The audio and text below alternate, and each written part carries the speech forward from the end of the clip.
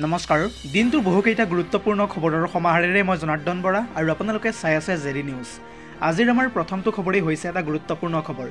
আহি থকা 15 মাৰ্চত বন্ধ থাকিব ৰাজ্যৰ চৰকাৰী কাৰ্যালয়, স্কুল, কলেজ। আহি থকা 15 মাৰ্চত শনিবাৰ দৌলযাত্ৰা উপলক্ষে স্থানীয় বন্ধ ঘোষণা কৰিলে ৰাজ্যপালে। পুনৰ জনাইছোঁ, 15 মাৰ্চত বন্ধ থাকিব চৰকাৰী কাৰ্যালয়, স্কুল, কলেজ বন্ধ ঘোষণা কৰিলে প্ৰশাসনে। 15 মাৰ্চত স্থানীয় বন্ধ ঘোষণা কৰিলে প্ৰশাসনে। সকলো চৰকাৰী কাৰ্যালয়, শিক্ষানুষ্ঠান বন্ধ থাকিব আহি থকা 15 মাৰ্চত। ফাকুৱা উপলক্ষে কামৰূপ মহানগৰ জিলা প্ৰশাসনে জাৰি কৰিলে কঠোৰ নিৰ্দেশনা।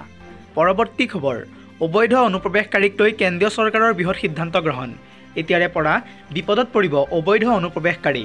ধৰা পৰিলেই যাব লাগিব জেললৈ, লগতে ভৰিব লাগিব জৰিমনা। এই সন্দৰ্ভত দেশত আহি আছে নতুন আইন। অবৈধ অনুপ্ৰৱেশকাৰীক লৈ মোদী চৰকাৰৰ ডাঙৰ সিদ্ধান্ত গ্ৰহণ। বাংলাদেশী অবৈধ অনুপ্ৰৱেশকাৰী এতিয়াৰে পৰা পৰিব বিপদত। লোকসভাত উত্থাপন হ'ব কঠোৰ আইনৰ বিধেয়ক।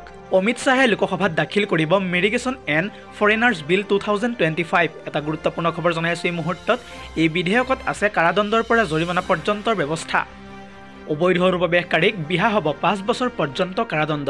দৰ্শকসকল, আৰু বহুতো গুৰুত্বপূৰ্ণ খবৰ আছে। যদিহে আপুনি এতিয়ালৈকে ভিডিঅ'টোত এটাকৈ লাইক কৰা নাই তেন্তে এতিয়াই লাইক কৰি দিয়ক।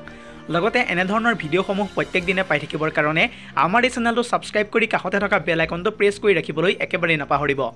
পৰৱৰ্তী খবৰ, সাৱধান ৰাজ্যবাসী, ৰাজ্যত বতৰে পুনৰবাৰ ধাৰণ কৰিব কালৰূপ। আহি থকা 14 মাৰ্চ পৰ্যন্ত ৰাজ্যত হ'ব প্ৰচণ্ড বৰষুণ। আৰু এই সন্দৰ্ভত ৰাজ্যৰ প্ৰায় 23খনকৈ জিলাত বতৰ বিজ্ঞান কেন্দ্ৰই হাই এলাৰ্ট জাৰি কৰিছে। ৰাজ্যত বতৰে পুনৰবাৰ ধাৰণ কৰিব কালৰূপ। আহি থকা 14 মাৰ্চ পৰ্যন্ত ৰাজ্যত হ'ব প্ৰচণ্ড বৰষুণ।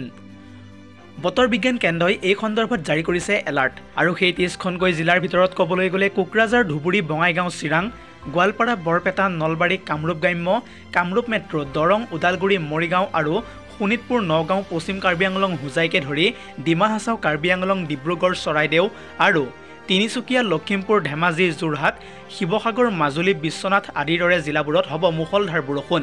ইয়াৰ উপৰিও আহিব প্ৰচণ্ড ধুমুহা। পৰৱৰ্তী খবৰ, এইবাৰ অৰুণোদয় আঁচনিক লৈ উত্তাল হ'ল অসম বিধানসভাৰ সদন। অৰুণোদয় আঁচনি বন্ধ কৰি মুখ্যমন্ত্ৰীক নিৰ্বাচনত জিকাৰ প্ৰত্যাহ্বান জনালে বিধায়ক অখিল গগৈয়ে। আৰু অখিল গগৈৰ প্ৰত্যাহ্বান গ্ৰহণ কৰি মুখ্যমন্ত্ৰীয়ে দিলে প্ৰত্যুত্তৰ। পুনৰ জনাইছোঁ, অৰুণোদয় আঁচনিক লৈ উত্তাল হ'ল এইবাৰ সদন। অৰুণোদয় আঁচনি বন্ধ কৰাৰ প্ৰত্যাহ্বান জনালে অখিল গগৈয়ে। অখিল গগৈৰ প্ৰত্যাহ্বানৰ পাছতে মুখ্যমন্ত্ৰী ডক্টৰ হিমন্ত বিশ্ব শৰ্মাই দিলে প্ৰত্যুত্তৰ। কংগ্ৰেছে লৈ গ'ল অসমৰ অৰুণোদয় আঁচনি। ছত্তীশগড়, মধ্যপ্ৰদেশ, ঝাৰখণ্ড, নতুন দিল্লীয়ে লৈ গ'ল অসমৰ অৰুণোদয় আঁচনি। এটা গুৰুত্বপূৰ্ণ খবৰ জনাই আছোঁ এই মুহূৰ্তত। যদি আমি বেয়া কাম কৰিছোঁ তেন্তে কিয় আমাক অনুসৰণ কৰিছে, এয়া হিমন্ত বিশ্ব শৰ্মাৰ প্ৰশ্ন। ইয়াৰ উপৰিও মুখ্যমন্ত্ৰীগৰাকীয়ে অতি স্পষ্টভাৱে কয় যে যিসকলৰ অৰ্থনৈতিক ক্ষেত্ৰত ধাৰণা নাই সেইসকলেহে অৰুণোদয় আঁচনিক লৈ এনেদৰে সমালোচনা কৰি থাকে। পৰৱৰ্তী খবৰ, এইবাৰ জাতীয় সংগীতক বিশ্ব পৰ্যায়লৈ লৈ যাব ৰাজ্য চৰকাৰে।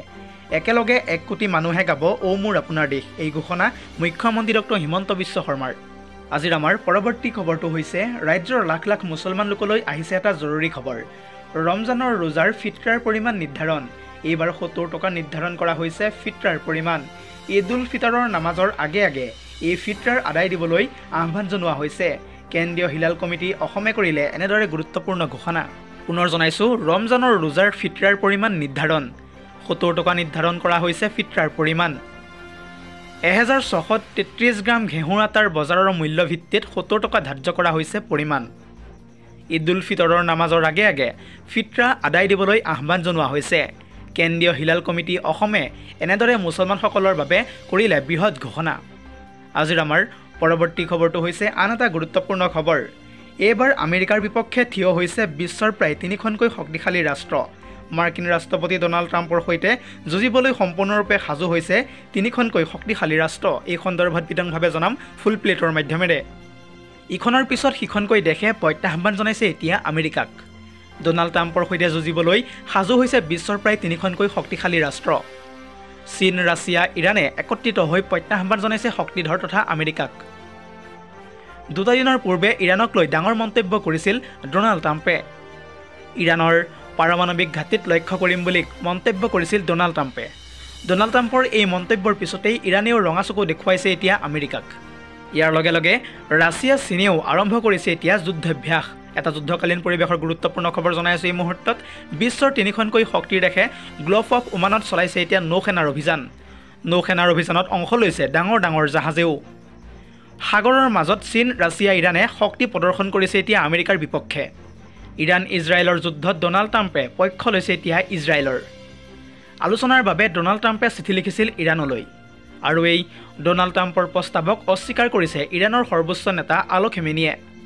আৰু তাৰ পিছতেই সংবাদ মাধ্যমৰ আগত আমেৰিকাৰ নীতি অগ্ৰাহ্য কৰা বুলি মন্তব্য কৰিছে আল খেমেনীয়ে। আৰু তাৰ পিছতেই কোনোপধ্যেই আলোচনাত মিলিত নহয় ইৰাণ, এনেদৰে এতিয়া স্পষ্ট কৰি দিলে আল খেমেনীয়ে। আমেৰিকাক কোনো কথাত বিশ্বাস নকৰে ইৰাণে, এই বুলিও মন্তব্য কৰিছে ইতিমধ্যে আল খেমেনীয়ে। পৰৱৰ্তী খবৰ, আমি বিভিন্ন সময়ত বিমান হাইজেক হোৱাৰ খবৰ শুনিছোঁ আৰু তাৰ দৃশ্যও হয়তো আপোনালোকে দেখিছে। কিন্তু এইবাৰ চুবুৰীয়া ৰাষ্ট্ৰ তথা পাকিস্তানত এইবাৰ নাভূত নাচুত ঘটনা সংঘটিত হৈছে। কিন্তু ডাঙৰ ডাঙৰ কথা কোৱা পাকিস্তানত এইবাৰ ৰেল হাইজেক হৈছে। হয়, আপুনি ঠিকেই শুনিছে যে পাকিস্তানত ৰেলক হাইজেক কৰা হৈছে, আৰু এই ঘটনাত 6গৰাকীকৈ সেনাৰ মৃত্যু হৈছে, লগতে 450গৰাকী লোকক বন্দী কৰা হৈছে। আৰু তাৰ উত্তৰ দিবলৈ এক প্ৰকাৰ বিফল হৈছে পাকিস্তানী সেনাই। যি পাকিস্তানী সেনাই ভাৰতক লৈ ডাঙৰ ডাঙৰ কথা কয়, নিজৰ দেশতে বেলুচিস্তানতেই এতিয়া পাকিস্তানৰ পয়া লগা পৰিৱেশৰ সৃষ্টি হৈছে। জেডি নিউজ বিগ ব্ৰেকিং জনাই আছোঁ এই মুহূৰ্তত। পুনৰ জনাইছোঁ, পাকিস্তানত এইবাৰ নাভূত নাচুত ঘটনা সংঘটিত হৈছে। এইবাৰ পাকিস্তানত ৰেলক হাইজেক কৰা হৈছে। বেলুচ লিবাৰেশ্যন আৰ্মীয়ে হাইজেক কৰিলে এইবাৰ ৰেল। এই ঘটনাত মৃত্যু হৈছে 6গৰাকী পাকিস্তানী সৈনিকৰ। ইয়াৰ বিপৰীতে 450তকৈও অধিক যাত্ৰী আছিল সেই ট্ৰেইনখনত। জাফাৰ এক্সপ্ৰেছ নামৰ ৰেলখন হাইজেক কৰা হ'ল এইবাৰ পাকিস্তানত। বৰাল নামৰ অঞ্চলত সংঘটিত হয় এই ভয়ংকৰ ঘটনাটোৰ। ইয়াৰ পিছতেই হাহাকাৰ লাগিছে এতিয়া পাকিস্তানত। দুৰ্বল পাকিস্তানী সেনাই তলকিবই নোৱাৰিলে এই ঘটনাটোৰ। এয়াই হৈছে পাকিস্তানৰ শোচনীয় পৰিৱেশৰ অৱস্থা। News desk report, JD news.